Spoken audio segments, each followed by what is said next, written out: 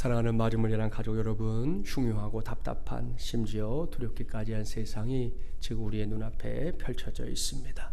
그럼에도 불구하고 변함없는 하나님의 은혜와 평강이 우리 모두와 함께 하기를 주님의 이름으로 간절히 축원합니다.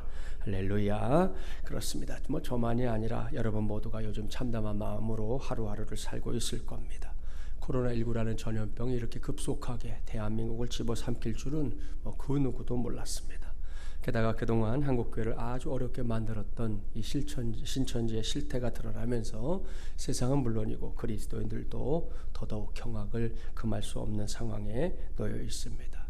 하나님께서 이 상황을 어떻게 이끌어 가실지 아직은 정확히 잘 모르겠습니다. 그래서 우선 광고한 대로 오늘부터 119 기도운동 시작하려 합니다. 오늘은 교회절기로 말하면 2020년 사순절 첫 번째 주일입니다. 원래대로라면 이제 내일 새벽부터 우리가 제17차 특세를 시작해야 하는데요. 현재 상황이 여의치 않기 때문에 부득불 특세를 23일로 연기해 둔 상태입니다. 이에 오늘부터 각자의 자리에서 매일 오전 11시, 오후 9시가 되면 무엇을 하고 있던 간에 모든 거 잠시 중단하고 하나님 앞에서 당면한 기도 제목을 놓고 우리 모두가 함께 기도하는 시간을 갖자는 겁니다. 이것이 119 기도운동입니다. 어려울 거 없지요? 이 기도운동에 모든 마름을 향한 가족들이 한마음으로 동참하기를, 그래서 또 함께 응답받기를 주님의 이름으로 축복합니다. 조금 전에 말씀드린 대로 오늘은 사순절 첫 번째 주일입니다. 사순절은 성회 수요일로부터 시작됩니다. 지난 수요일을 가리키는데요. 그날이 사순절이라는 절기의 시작이라는 말씀입니다. 이렇게 성의 수요일을 필두로 예수님의 순환과 죽음을 묵상하며 경건하게 보내는 교회의 절기가 사순절인데요. 전통적으로 교회는 이 기간 동안에는 유흥과 결혼 등등 이 축제적인 행사는 되도록 삼가고 금식과 기도의 시간을 갖도록 지도하고 있습니다. 사순절을 뜻하는 영어 렌트는 이 고대 앵글로 섹스너에서 유래된 말인데요. 부활주를 기점으로 해서 거꾸로 계산해서 도중에 들어있는 주일을 뺀 40일간의 기간을 가리킵니다. 고난지간이 포함된 이 절기는 그리스도께서 죄인의 구속을 위해 순환당하신 사건을 묵상하고 또 자신의 신앙을 되돌아보는 비교적 긴 40일간의 절제 기간이다, 이렇게 말씀드릴 수 있습니다. 그러니까 이런 절기에 단잠을 멀리하고 우리가 특세를 감당하는 건 구원받은 우리로서는 마땅한 일이고요. 우리 자신을 믿음 안에서 훈련할 수 있는 좋은 기회라고 믿습니다. 조금 미루어진 것은 아쉽지만 올해는 기간이 줄어든 만큼 특세가 시작되면 가능한 모든 성도들이 함께 새벽을 깨우며 기도하는 제17차 특세가 되기를 바랍니다. 그리고 그때까지는 모두가 119 기도운동에 적극적으로 동참해 주기 바랍니다. 아무튼 다시 말씀드리지만 오늘은 앞서 소개했던 그리스도인들에게 분명히 의미심장한 사순절 첫 번째 주일입니다. 지난 주일에 예고했던 대로 저는 오늘부터 사순절의 의미를 깊이 되새기기 위해 예수의 흔적이라는 큰 주제의 말씀을 여러분에게 전하려고 합니다. 이 주제는 갈라디아서 6장 17절 말씀에서 가져왔습니다. 이후로는 누구든지 나를 괴롭게 하지 말라. 내가 내 몸에 예수의 흔적을 지니고 있노라. 할렐루야. 제가 처음으로 이 말씀을 배우게 된 건 고등부 때였습니다. 당시에 중고등부를 지도해 주던 전사님과 함께 오후에 교회에서 성경 공부하는데 전사님이 이 말씀을 가르쳐 준 거죠.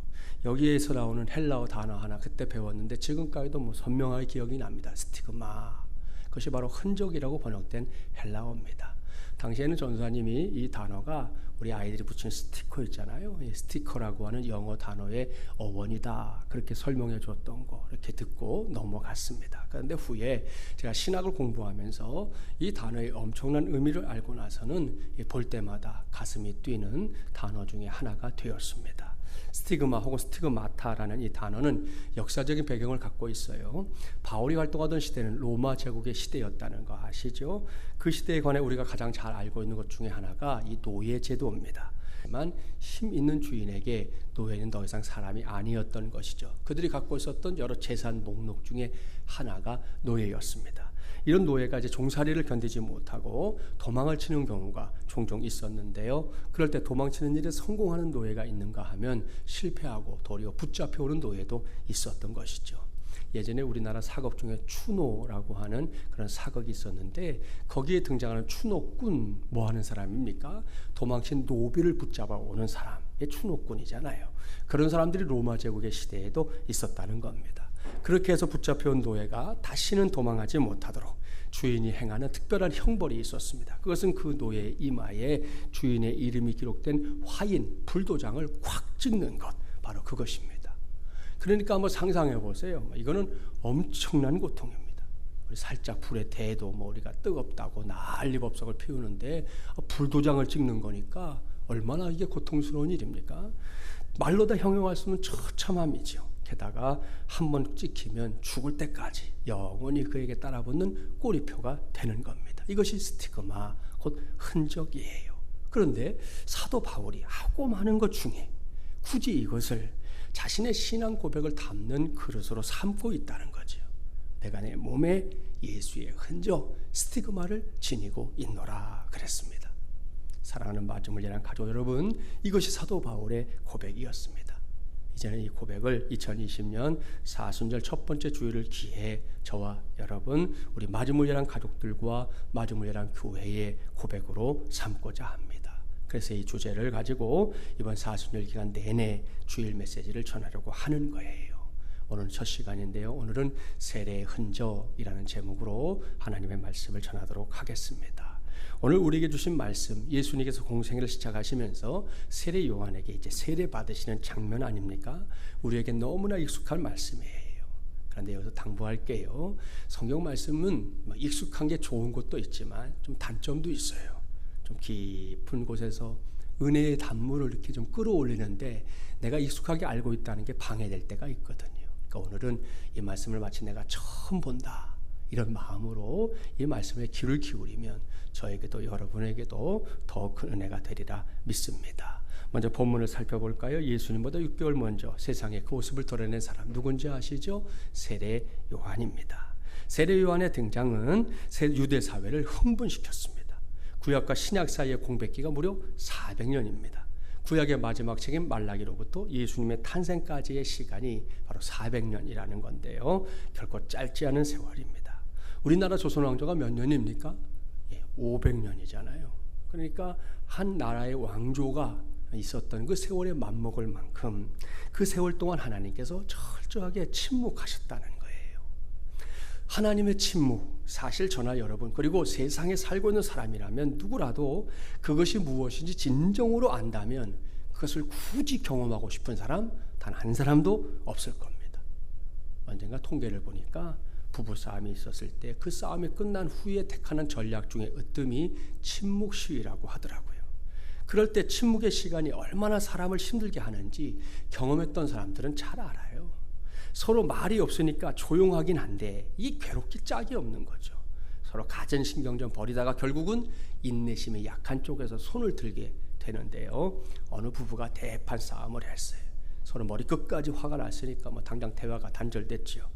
남편이 말하기 싫으니까 안방 화장대 거울에다가 메모지 하나 붙여놨어요. 나 내일 일찍 출근해야 하니까 6시에 깨워줘. 다음날 아침이 됐어요. 단잠에서 깨어난 남편이 시계를 보더니 기겁을 시계가 벌써 7시를 넘어가고 있었기 때문입니다. 지난밤의 일을 생각해낸 이 남편이 더 화가 나서 소리를 지릅니다. 아니 이 사람이 정말 내가 6시에 깨워달라고 했는데 지금이 도대체 몇 시야? 정말 당신 나한테 이렇게 할 거야? 그때 아내가 침묵 가운데 고갯집으로 지수로 이 화장대 거울을 가리키는 거예요. 보니까 거기에 또 다른 메모지가 붙어 있는 거죠. 여보 6시에요. 일어나세요. 출근해야지요. 그렇게 붙어 있더라는 거예요. 여러분 고소하죠? 고소하죠. 자, 이런 정도의 침묵은 한바탕 웃어 넘기면 돼요. 하지만 하나님의 침묵은 다릅니다. 그것은 정말이지 피를 바짝 말리는 일입니다. 온 영혼이 타들어가는 듯한 고통을 겪는 일입니다. 그렇게 흘려보낸 시간이 얼마라고요? 400년.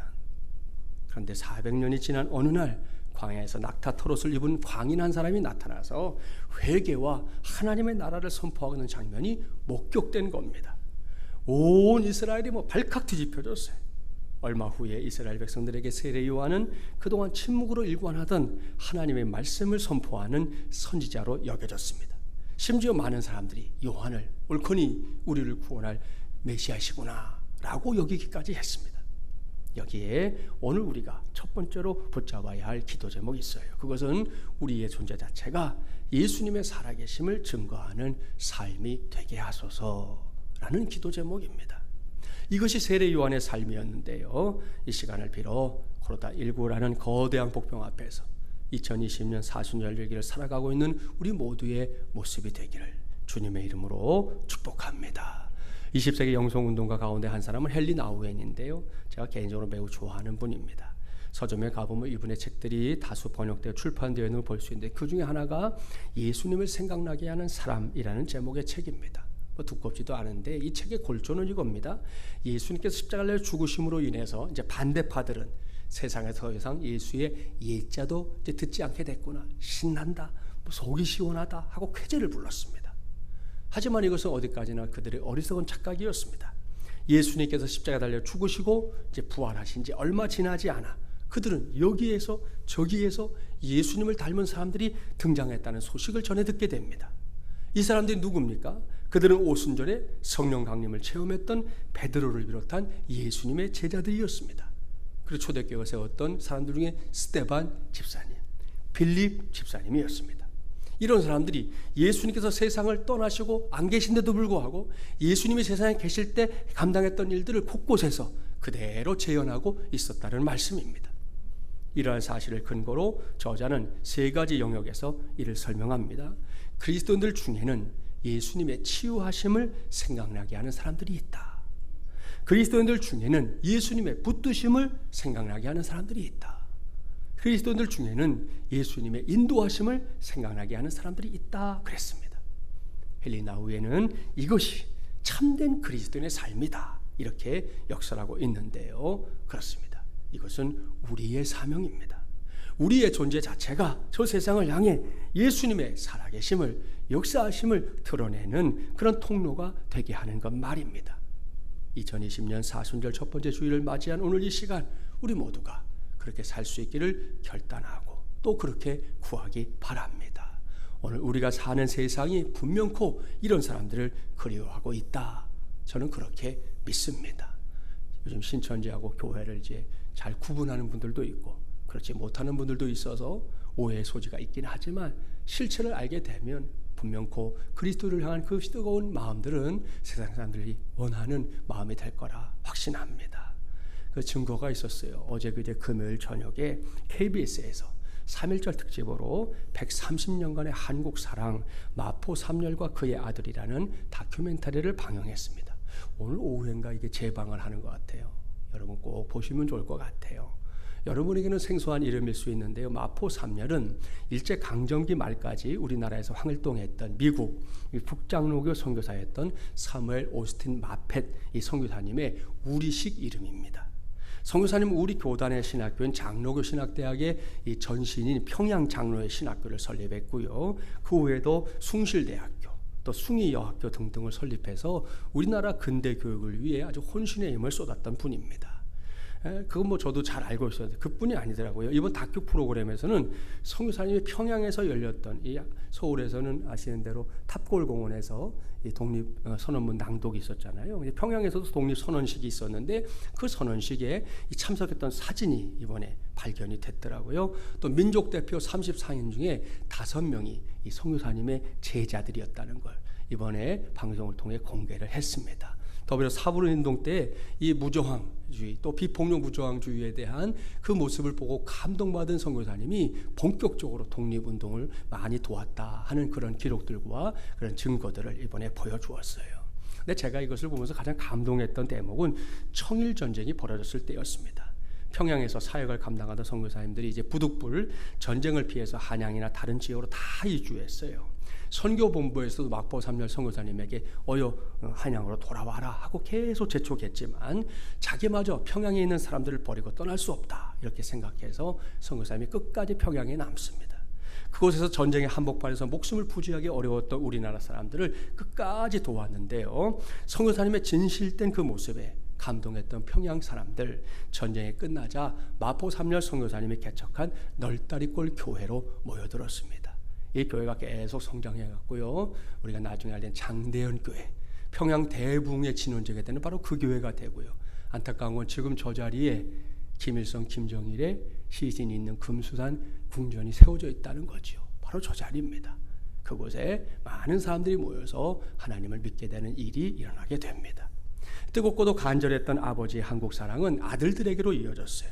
이 셋째 아들인 사무엘 휴 마펫은 우리나라에 다시금 선교사로 와서 장신대 등에서 후학들을 양성하는 데 힘썼고요. 넷째 아드님 하워드 마펫은 미국 막사에서 시작한 작은 병원을 대구 동산병원으로 성장시킨 주인공입니다. 그리고 이 하워드 마펫 선교사님의 둘째 아들, 그러니까 마포 삼열 목사님으로부터 따지면 손자가 되겠죠. 손자인 찰스 마펫은 3명의 한국 고아를 입양해서 아주 훌륭하게 키워냈습니다. 지난번에 한국에 다녀갔을 때의 사진이에요.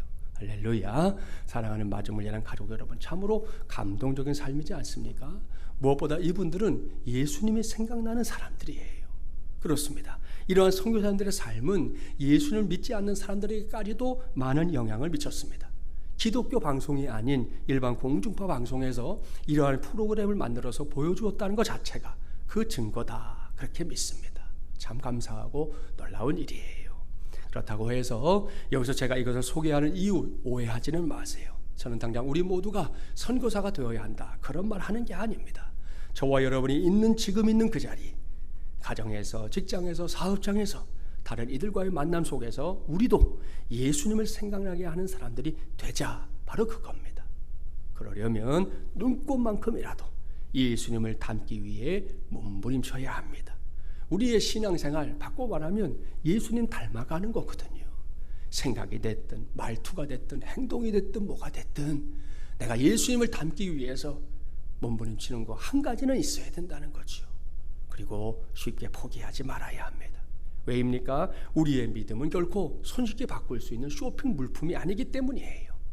요즘같이 세상이 어수선하고 어려울 때 이러한 사실을 명심하는 우리 모두가 되기를 간절히 바랍니다.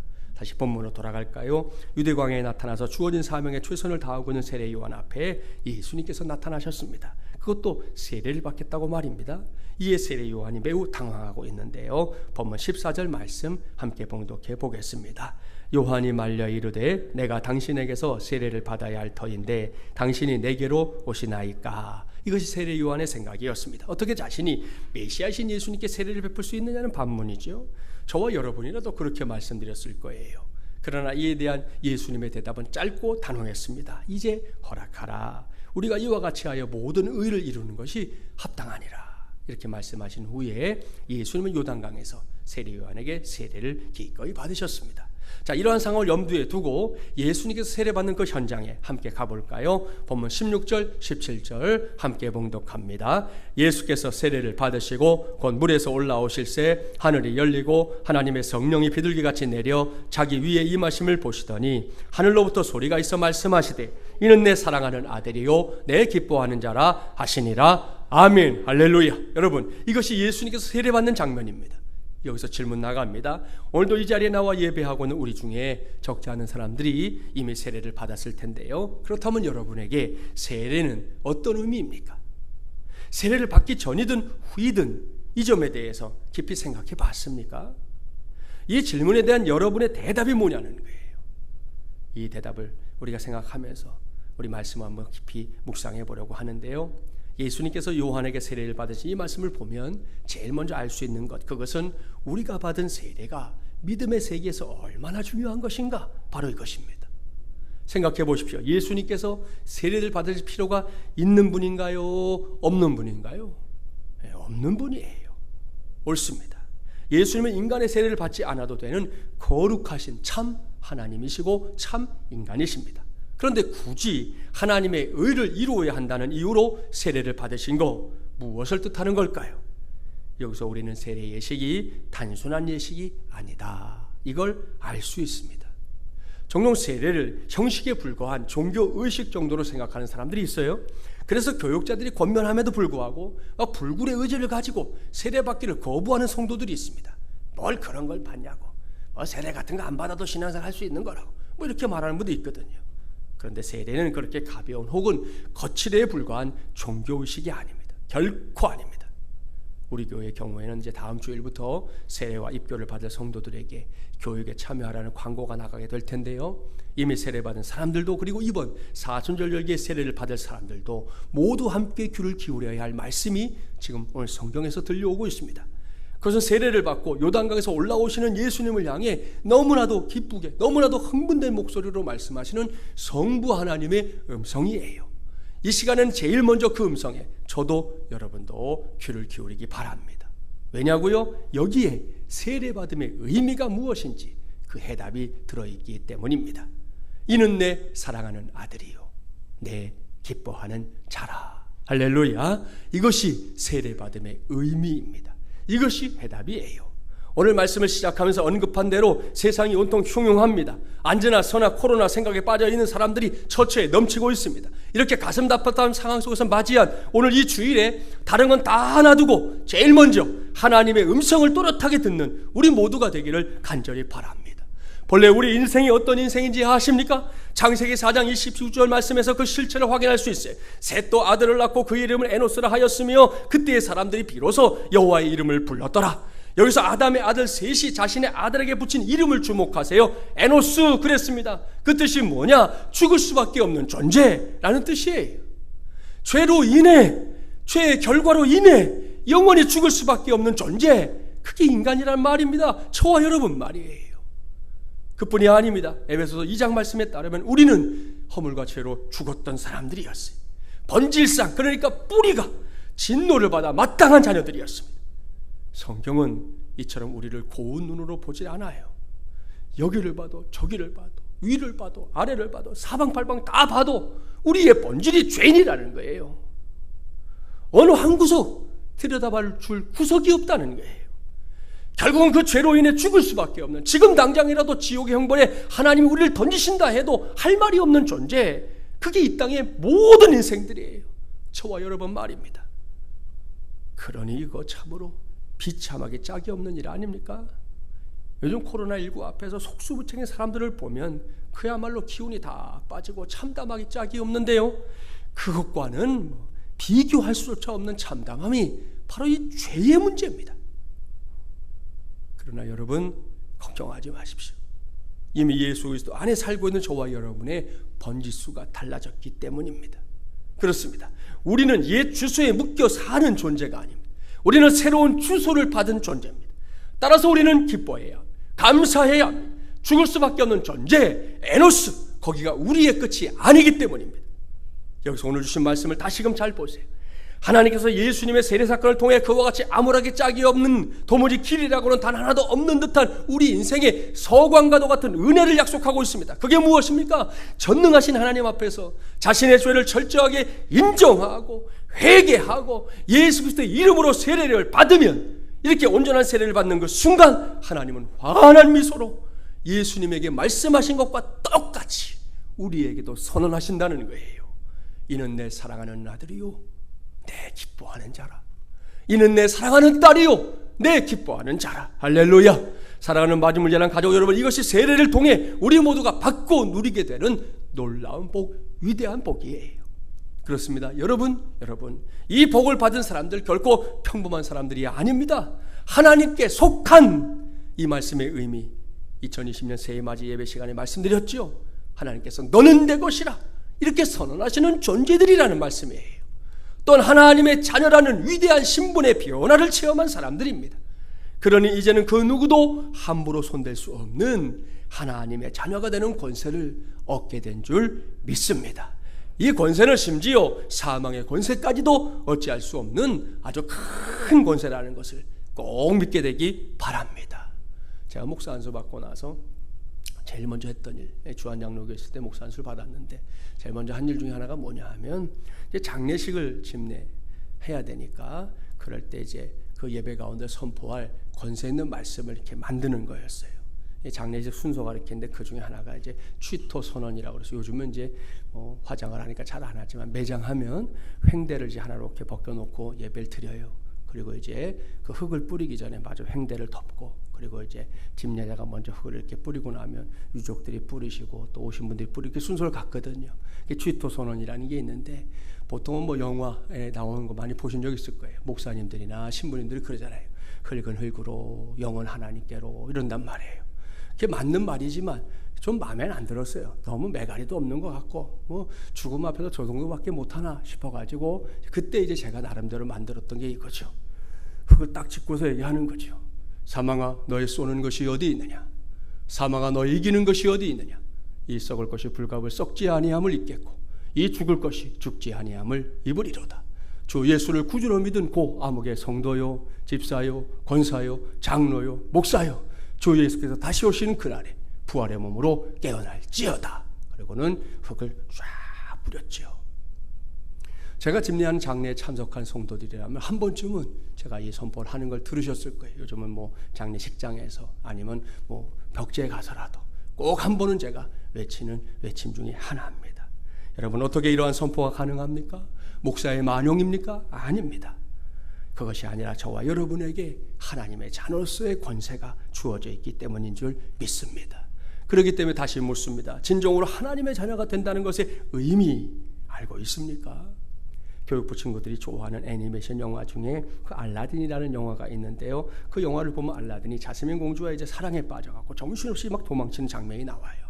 하지만 곧 군사들에게서 포위당하고 이내 건물 위에서 이렇게 뛰어내려야 하는 위험천만한 상황에 놓이게 됩니다. 그때 알라딘이 자스민에게 묻잖아요. Do you trust me? 당신은 나를 신뢰하냐? 난 믿냐? 물어요. 이 말을 들은 자스민 공주가 사실 그때가 천만 남매도 불구하고 자신의 상황에 굴하지 않고 아주 신속하고 짧게 대답하죠. Yes! 그리고는 알라딘의 품에 안겨가지고는 건물 위에서 뛰어내려서 도망치는 그런 모습이 나오는데요. 바로 거기에 하나님의 자녀됨의 능력이 있는 거예요. 기독교 작가 가운데 제가 좋아하는 분 중에 한 분은 맥스 루케이도 목사님입니다. 이 목사님이 쓴 하나님이 나를 버리셨다라는 책을 보면 하나님의 자녀됨이 뭔지 배울 수 있어요. 4살밖에 되지 않은 딸 사라의 방에서 벌어진 일을 목사님이 쓰고 있어요. 목사님께 침대 가장자리에서 이제 한 6걸음쯤 이렇게 물러나서 양팔을 이렇게 벌리고 서 있었습니다. 사라는 마치 장난꾸러기 고양이처럼 웅크리고 있었고요. 왠지 아시겠죠? 곧 점프할 것이기 때문이었어요. 그런데 아이의 눈에 아빠가 좀 너무 가까이 있다고 생각이 됐나 보죠. 이 녀석이 일어나서 대담하게 말합니다. 더 뒤로요 아빠. 목사님은 그 아이의 용기에 감탄하면서 한 2걸음 더 이렇게 물러났대요. 더 뒤로? 예. 사라는 침대 위에서 깡충깡충 뛰면서 소리 높여 말했습니다. 한 걸음 물러날 때마다 그 아이는 막 웃고 박수를 치면서 더 물러나라고 소리를 지르는 거예요. 당시 목사님의 느낌은 마치 이 계곡의 맞은편 사람이 닿을 수 있는 거리를 벗어나서 수평선 저 멀리 하나의 점이 될 때까지 그 애는 멈추라고 하지 않을 것 같았다. 그렇게 회상하고 있습니다. 정말 괜찮겠니? 아 그럼요. 드디어 목사님께서 팔을 벌리셨어요. 사라는 다시 한번 엎드렸다가 힘껏 뛰어 올랐습니다. 아이는 그렇게 망도 없는 슈퍼맨, 낙하산 없는 스카이 다이버가 되어서 마음먹은 것보다 훨씬 높이 날아올랐습니다. 자, 이런 상황을 머릿속에 한번 그려보세요. 자, 그리고 생각해 보십시오. 그 순간 아이의 유일한 소망 무엇일까요? 아빠입니다. 만일 아빠의 힘이 약하거나 아이에게 집중하지 못하면 아이는 사정없이 땅바닥에 뒹굴게 될 거예요.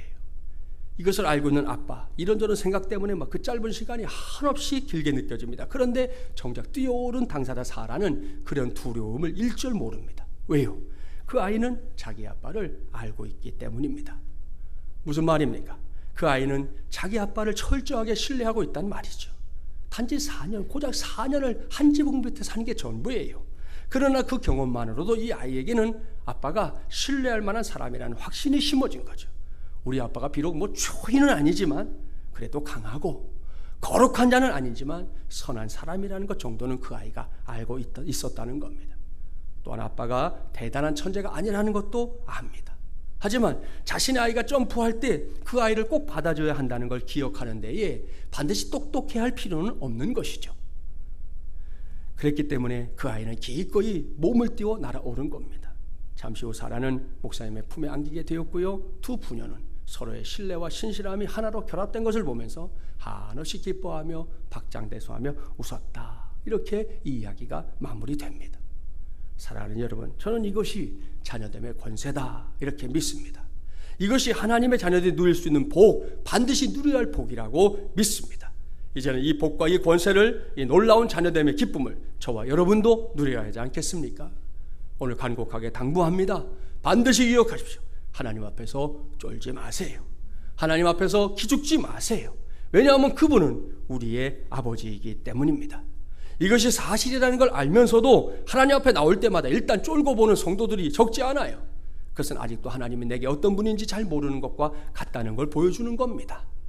그런 이 점에 있어서 좀 대대적인 생각의 전환, 신앙의 전환이 일어나는 오늘 사순절 첫 번째 주일이 되기를 주님의 이름으로 축복합니다. 사랑하는 마중물리라는 가족 여러분, 지금까지 전했던 말씀을 전제하고 여기서 마지막으로 질문하겠습니다. 먼저 내 안에 있는 세례의 흔적 찾아보세요. 그리고 물어보세요. 내 안에 있는 세례의 흔적 가운데 어떤 고백이 있습니까? 우리 중에는 이미 오래전에 세례를 받은 성도가 있는가 하면 지난 가을에 세례를 받은 성도도 있습니다. 그리고 올해 종료주일에 세례를 받고 싶다 목사에게 미리 말해놓은 성도도 있습니다. 언제 세례를 받았든 혹은 앞으로 세례를 받을 시간을 기다리고 있든 관계없이 우리 모두가 세례를 통해 주시는 하나님의 놀라운 은혜를 누려야 할 사람들이라는 것만큼은 기억하기 바랍니다. 이러한 믿음의 고백이 그 영혼 가운데 있는 사람, 그 사람이 바로 예수의 흔적을 가진 사람이다. 저는 감히 오늘 이렇게 말씀드리려고 합니다. 교회법에 따르면 교회에서 세례는 2번 베풀지 않습니다. 이미 세례받은 성도들 가운데 확고부동한 하나님의 자녀됨에 믿음이 있는 성도들은 그 믿음을 더욱 굳건하게 붙잡는 2020년 사순절이 되기 바랍니다. 혹 그렇지 못한 성도들이 있다면 이 시간에 구하십시오. 세례받고 하나님의 자녀가 되었다고 하는 나의 믿음의 부족함을 아뢰고 더욱 든든한 믿음의 주인공으로 거듭나기를 기도하라는 겁니다. 하나님께서 응답하실 줄 믿습니다. 때때로 우리의 삶 속에서 많은 것들이 무너져 내릴 때가 있을 겁니다. 기대했던 것들이 전혀 다른 방향으로 돌아갈 때도 있습니다. 당장 코로나19처럼 사람들을 망연자실에 빠뜨리는 것들도 세상에는 넘칩니다. 그런 상황에 직면하면 하나님께서 너무 멀리 계신 것처럼 느껴질 때도 있잖아요. 혹 지금 이 시간에도 그런 생각을 하고 있는 성도가 있을지도 모릅니다. 바로 그때 우리에게 진정으로 필요한 것이 무엇입니까? 세례의 흔적입니다. 이는 내 사랑하는 아들이요 내 기뻐하는 자라. 이는 내 사랑하는 딸이요 내 기뻐하는 자라. 할렐루야. 때마침 지난주일 목양 칼럼에 제가 좋아하는 CCM 찬송 하나 소개했었습니다. 2주 전에 중랑제일교회 가서 여전대 헌신예배 인도하다가 그 찬송이 생각나서 잠깐 불러드린 적이 있는데요. 오늘 우리 마주물려는 가족들에게 그 찬송 불러드리고 싶습니다. CCM 가수 김명식 주사님이 불렀던 내가 쓰러진 그곳에서 라는 찬송인데 이 찬송이 꽤 길어요. 내가 후렴구가 핵심이었는데 그 후렴구만 불러드리려고 합니다. 오랜 나의 어둠 속에서 애타게 주를 기다릴 때 위로의 빛 비치리라. 주는 결코 나를 포기 않네. 내가 쓰러진 그곳에서 주는 나를 강하게 하리. 나는 다시 일어나겠네. 주는 결코 나를, 주는 결코 너를, 주는 결코 우리를 포기하시지 않으리.